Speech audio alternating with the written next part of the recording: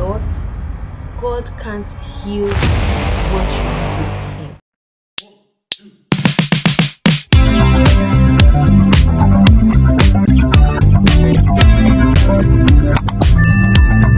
Hey y'all, you're welcome back to my channel, and today we are on episode 6 of the 21 weeks to a better you girl learn this first series. Okay, and I'm happy to be here today. Let's dive in right away. So today we'll be talking about you can't heal what you won't name, and as always, this is inspired by the book Psycho Cybernetics by Dr. Maxwell Maltz, and we're basically going to be reading a lot today. This topic is carved out of chapter 10, how to remove emotional scars or give yourself an emotional facelift. We're going to be reading a lot today, so get ready because this is absolutely one of the topics I love to talk about the most. There's always so much focus on physical pain, like if a lady is going through an abusive relationship, the first thing people want to ask is it beating you? If it's not beating you, all men are the same. They don't even understand that emotional abuse is also dangerous, is also bad. And so I really like that we're talking about this today. Healing from our emotional pains. It's very, very important for us so we can thrive in our life and in every area of our life and be able to flourish in this world. Okay, we need to let go of every emotional pain. And so I have to warn you, today might be uncomfortable because we're talking about something most people avoid, emotional pain. And here is the truth: you cannot heal what you won't name. So, one of the things Dr. Maxwell talks about are emotional scars, invisible wounds that still affect our behavior even when we act fine. These scars may look like overreacting when someone criticizes you, sabotaging relationships before they even get deep, or avoiding anything that reminds you of past pain. And what's dangerous, we normalize pain instead of processing it. That's something we do. But ignoring the wound won't make it disappear, it just buries it deeper. So today I want you to name that thing, whether it was rejection, betrayal, abandonment, or loss.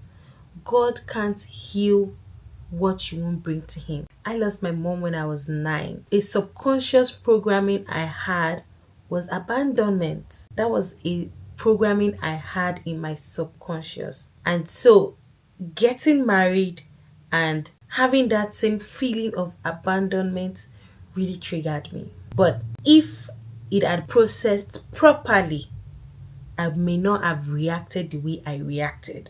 I would have attracted better also. So it's very important we deal with these things. Religious people will say, oh, it doesn't matter, you have the Holy Spirit. Come on. The Holy Spirit helps you to work on the things you bring to Him. You have to be aware of what your shortcomings are and you take it to the Lord in prayer. So I want you to come to the consciousness of this, that you cannot hide your emotional pains.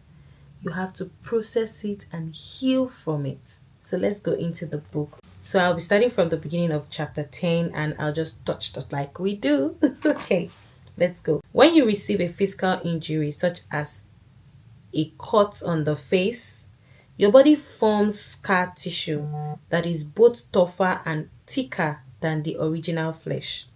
The purpose of the scar tissue is to form a protective cover or shell, nature's way of ensuring against another injury in the same place.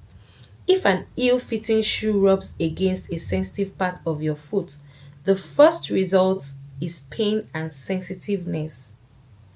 But again, nature protects against further pain and injury by forming a callus, a protective shell.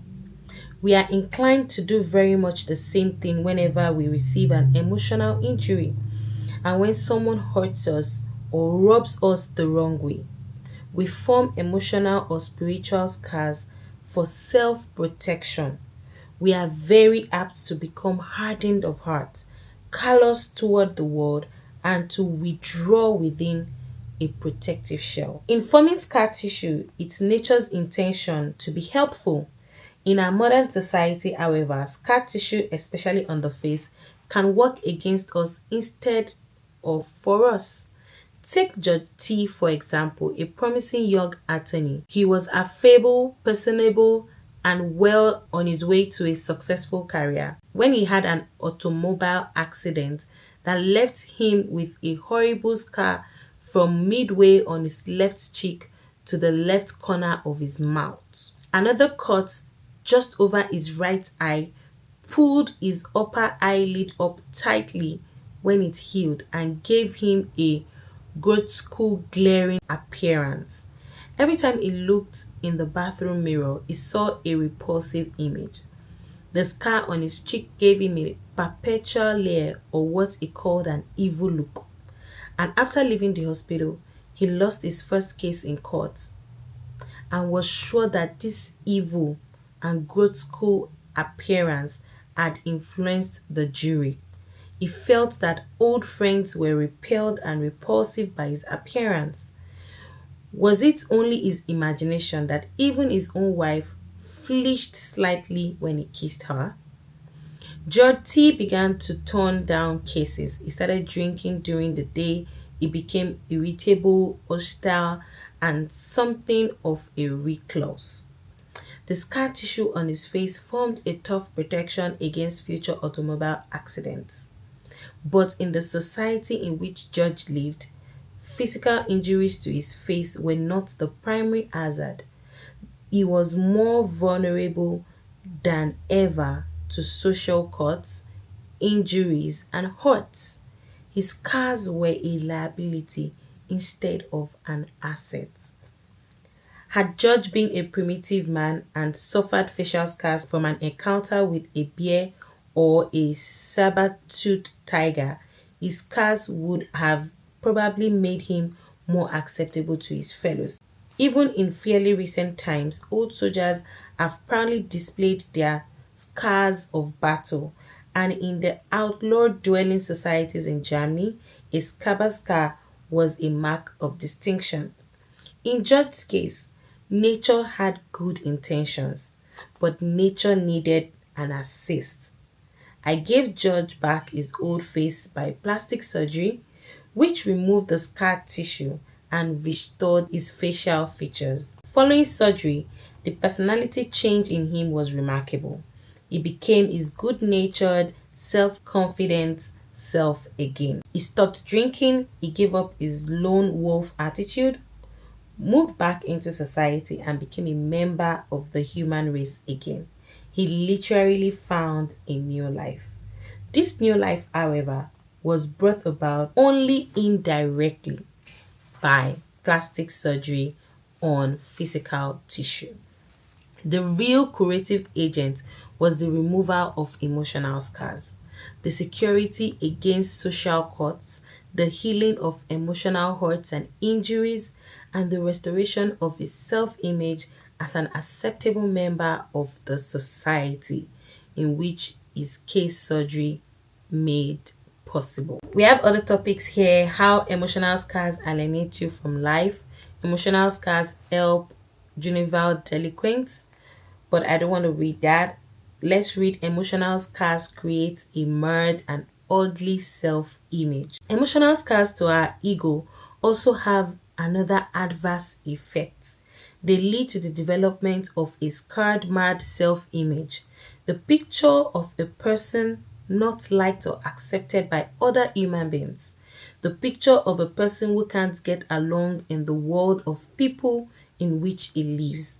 Emotional scars prevent you from creative living or being what Dr. Arthur W. Cobbs called a self-fulfilled person.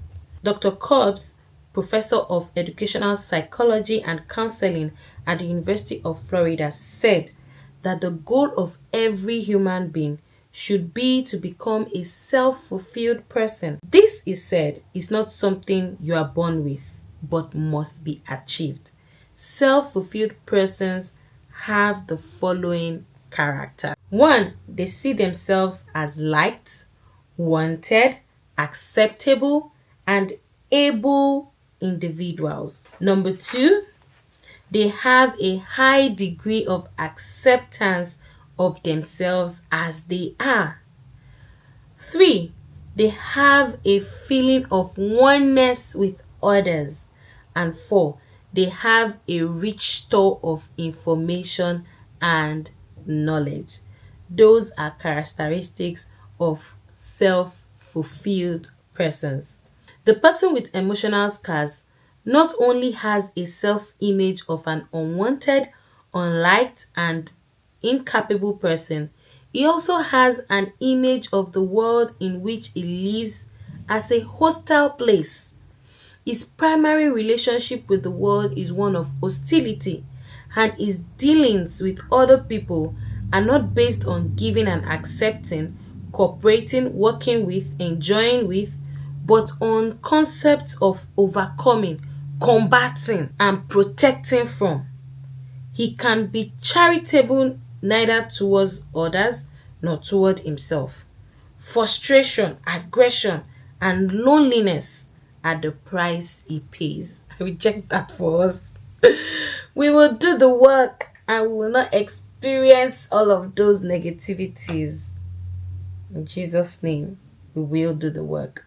He goes on to talk about 3 rules for immunizing yourself against emotional hurts. 1, be too big to feel threatened.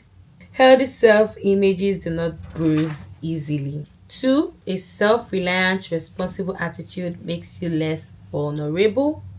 Relax away emotional hurt. Relax, girl. Relax. I know you're hurt, but relax, okay? The part I need to read now is how to remove old emotional scars. We can prevent and immunize ourselves against emotional scars by practicing the 3 foregoing rules. But what about the old emotional scars which were formed in the past, the old hurts, grudges, grievances against life, resentments? Once an emotional scar is formed, there is but one thing to do, and that is to remove it by surgery, the same as physical scar. And one of the ways to do that is give yourself a spiritual facelift. And how do we do that? In removing old emotional scars, you alone can do the operation. You must become your own plastic surgeon and give yourself a spiritual facelift. The results will be new life and new vitality, a newfound peace of mind and happiness. To speak of an emotional facelift and use of mental surgery is more than a metaphor. Old emotional scars cannot be doctored or medicated. They must be cut out, given up entirely, eradicated. Many people apply various kinds of salve or balm to old emotional wounds, but this simply doesn't work. They may self-righteously forego overt and physical revenge, yet take it out or get even in many subtle ways. A typical example is the wife who discovers her husband's infidelity. On the advice of her minister or psychiatrist, she agrees she should forgive him. Accordingly, she does not shoot him. She does not leave him.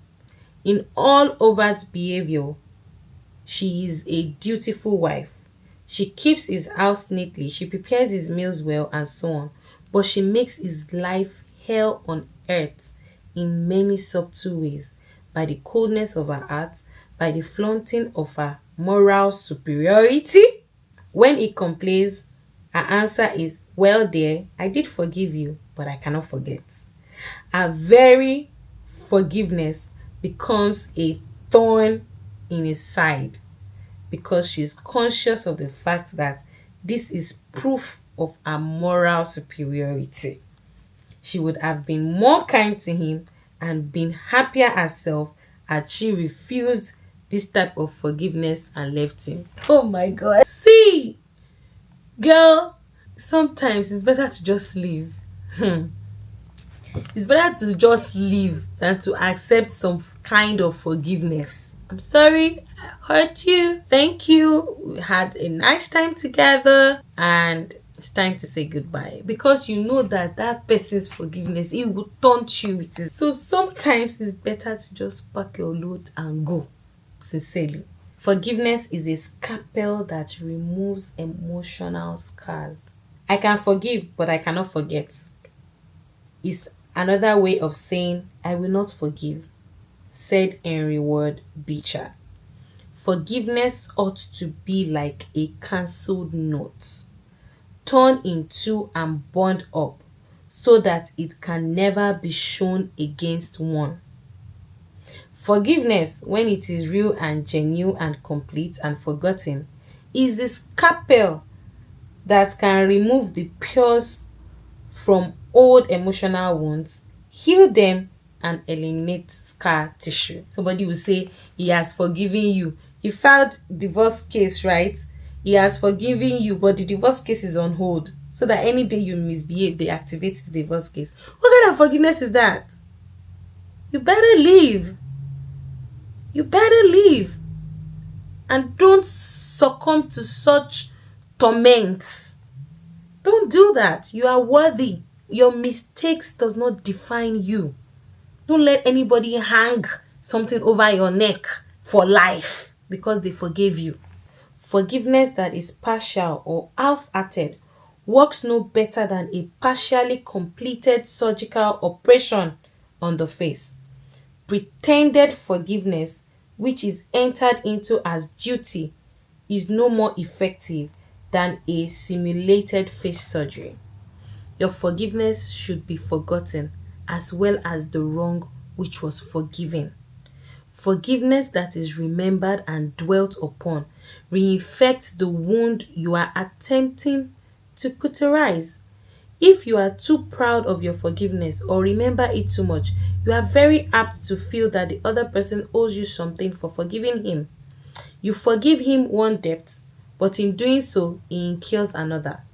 Much like the operators of small loan companies who cancel one note and make out a new note every 2 weeks. In Nigeria, there are small loan companies that you never get to finish paying them off. You just keep paying and paying. You don't want to be in that situation. If you are with a partner that is hanging some forgiveness over you, you need to think about it and get yourself out of that situation. If the person is going to forgive you, he should forgive you. If he's not going to forgive you, you should hold his forgiveness. Okay? And you that you are forgiving people, that you are hanging it over people, let's see how that will continue to serve you. Okay? Let's see how that in the end you'll be lonely. In the end, you will be lonely because some of these people that owed their forgiveness against you, they are even worse. It's not like they don't have things that you should hold against them too, but their ego just gets way past them.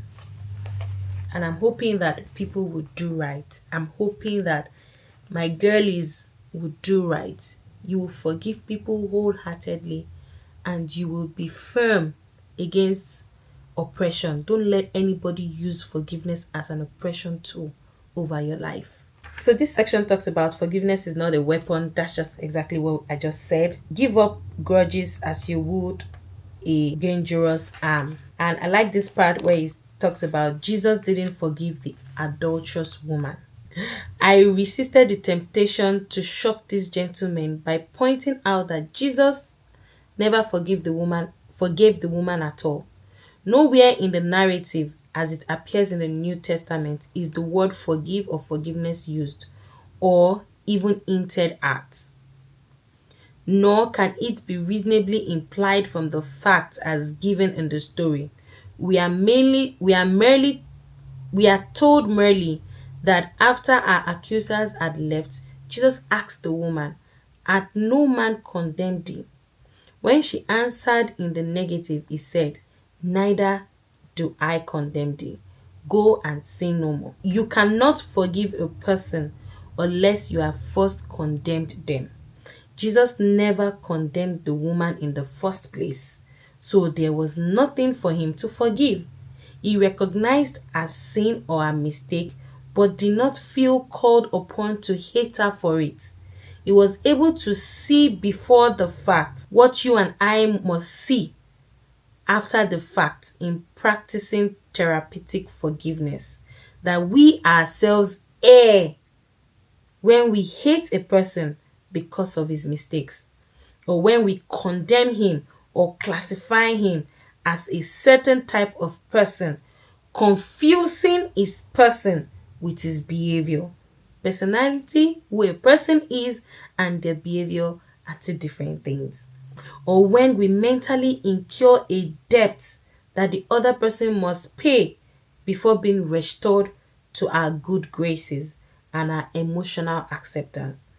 Whether you ought to do this or whether you should do it or can reasonably be expected to do it is a matter that is outside the scope of this book and my own field. However, I would like to point out that this is what therapeutic forgiveness is, and that it is the only type of forgiveness that really works. And if forgiveness is anything less than this, we might as well stop talking about this. And the last part I want to read. This section is titled, Who Wants to Be an Oyster? One final word about preventing and removing emotional hurts. To live creatively, we must be willing to be a little vulnerable. We must be willing to be hurt a little, if necessary, in creative living. A lot of people need a thicker and tougher emotional skin than they have, but they need only a tough emotional hide or epidermis, not a shell. Not a shell. Or scar tissue to prevent being hurt again. Live like an oyster and not be hurt. Or we can turn the other cheek, remain vulnerable, and go on living creatively. An oyster is never hurt. He has a thick shell that protects him from everything. He is isolated. An oyster is secure but not creative. He can go after what he wants. He must wait for it to come to him. An oyster knows none of the hurts of emotional communication with his environment, but neither can an oyster know the joys. And finally, an emotional facelift makes you look good and feel younger. Try giving yourself a spiritual facelift. It is more than a play on words. It opens you up to more life, more vitality, the stuff that youth is made of. You feel younger, you actually look younger. Many times, I have seen a man or woman apparently grow 5 or 10 years younger in appearance after removing old emotional scars. Look around you. Who are the youthful looking people you know over the age of 40? The grumpy? The resentful? The pessimistic? The ones who are soured on the world? Or the cheerful, optimistic, good natured people? Carrying a grudge against someone or against life can be on the old age stoop just as much as carrying a heavy weight around on your shoulders would. People with emotional scars, grudges, and the like are living in the past, which is characteristic of old people. The youthful attitude and youthful spirit that erases wrinkles from the soul and face and puts a sparkle in the eye looks to the future and has a great expectation to look forward to. So why not give yourself a facelift? Your do-it-yourself kit consists of relaxation of negative tensions to prevent scars, therapeutic forgiveness to remove old scars, providing yourself with tough but not a hard epidermis instead of a shell, creative living, and a willingness to be a little vulnerable, and a nostalgia for the future instead of the past. This is our journaling prompt for today. What emotional pain have I been avoiding or minimizing? And how is it still affecting me? That's our prompt for today's journaling. No shame, just truth. Get your journal if you don't have it yet. The link is in the description below. I curated that journal to help you, walk through all of this inside work that is going on. And you better be doing it. You better be doing the work, because we want to show up differently. We want to be better women, better girls. Thank you for watching. Thank you for being a part of this community. I'd like you to share this video with your girlies. Share, comment, like, and subscribe to this channel. We're committed to bringing you more content that's valuable and that would help you in your journey of living beautifully. So in the next video, we'll be talking about arguing for limitations. It's also going to be amazing. Look out for that and know that you are not too much, you are not too late, you are just ready. Everything is fine and perfect. I'm rooting for you as you become her, and remember that Adebusola loves you so much. I'll see you in the next video. Bye.